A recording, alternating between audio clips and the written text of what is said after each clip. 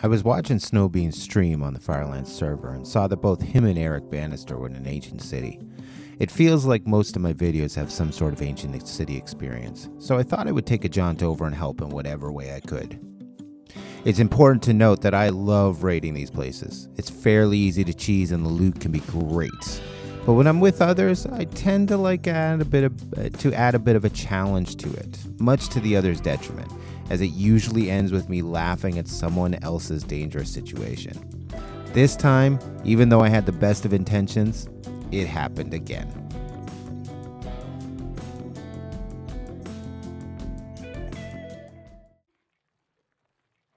Oh yeah, trim.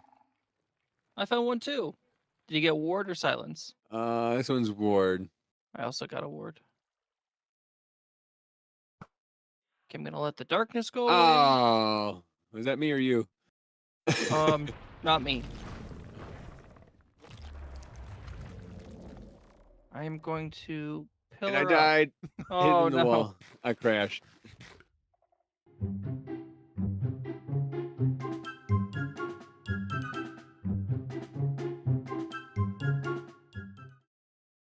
I really hope that what we just saw does not stop anyone from raiding ancient cities with me.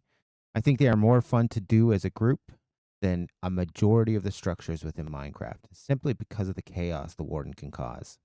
I just have to be a bit better at not accidentally setting off the shriekers on other players. Okay, well, welcome to episode 4 here on the Farlands SMP.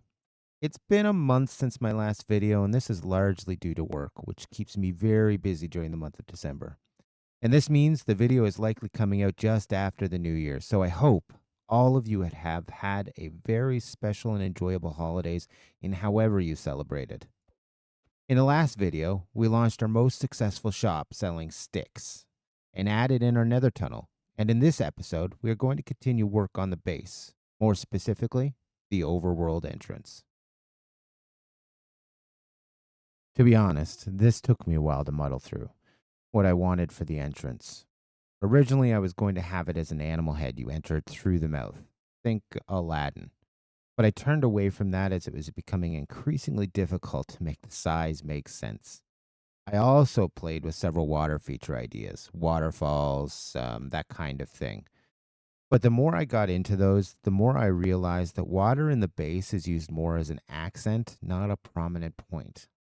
So I scaled back to what my thoughts were on the base design itself and came up with something I'm pretty happy with. So let's jump into a quick time lapse.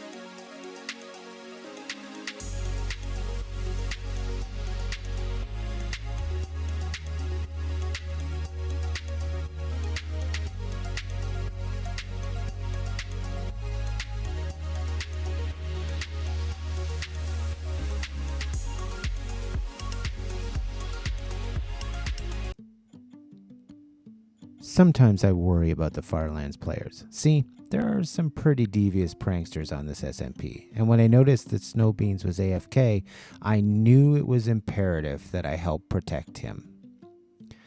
The idea here is to ensure that Beans has the time to react to whatever is coming at him, no matter if it is a creeper, a zombie, a goat, a camel, whatever. His safety is of the utmost importance. We'll just add a few more right here.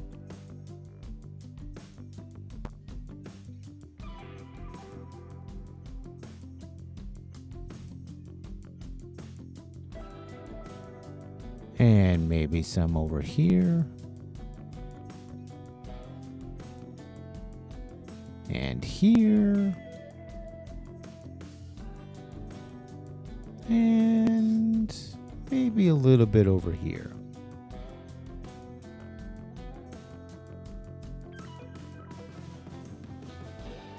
I'm pretty confident at his safety at this point. Well, since we ensured the safety of Snowbeans, and since we're in the red nether tunnel, I have something a little ways down here that I want you to have a look at.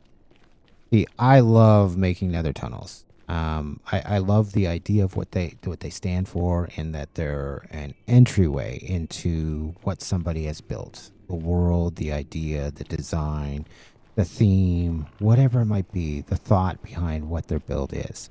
And a nether tunnel, which is commonly used in Minecraft for travel longer distance, is something that is used to transport you to that. And I love building them. I like my last video, you saw the one with chains and imagined motion, and just that aspect of going into what my base is.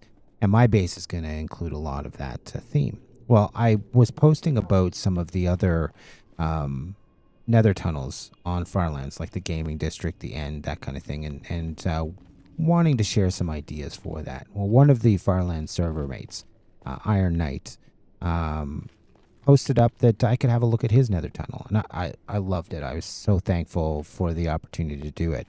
And so I took it on, and I think I came up with something pretty cool. I'll let you know that Iron Knight's theme for his base, and please, if you're not following him on Twitch or on his YouTube channel, please do so. I'll have links in the description below.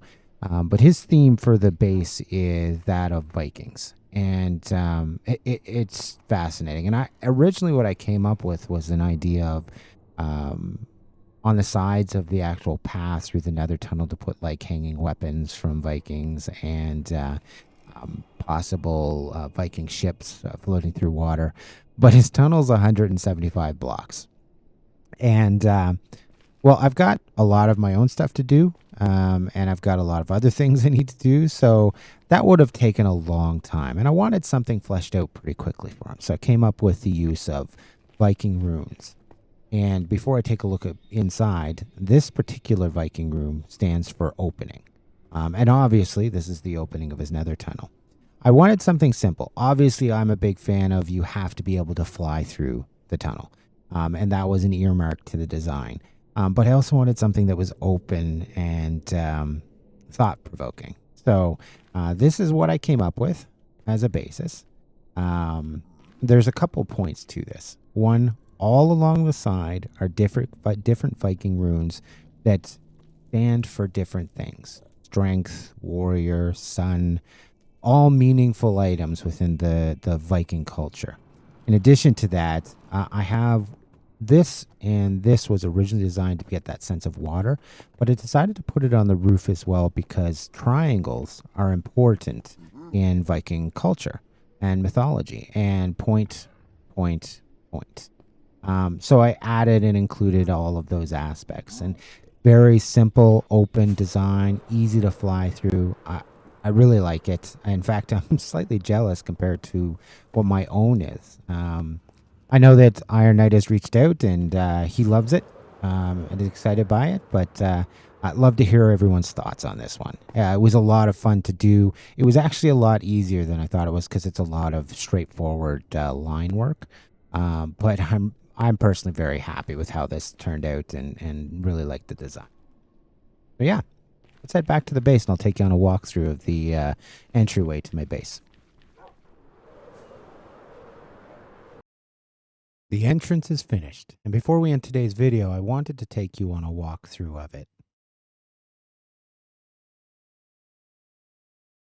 The plan was to create a place that gave the feel of finding an entrance after traversing the jungle. You can see it a bit through the trees, tall grass, and vines. And as you get closer, the details form a bit, showing care that whomever built it did so with meaning. I've added some of the new resin blocks in it. Just 1 second. Yeah, zombies. I've added some of the new resin blocks for a spark of color and continued with the water accents along the bottom to keep the flow of the base itself. I'm really happy with how this came out. I think there's a little bit of terraforming and maybe some small detail work that will come to me and I'll add to it as we go. But overall, I think it gives the feel that I wanted it to, especially as you look at it through the jungle itself. And yeah, I'm pretty happy with it. I would love to hear your thoughts on the design, on the block scheme, and just on the overall style to see how you think it fits within this base build that I've showed you before. For now, that's how we'll end the video today. Listen, have a great start to 2025, and I hope to see you in the next video. Thanks very much.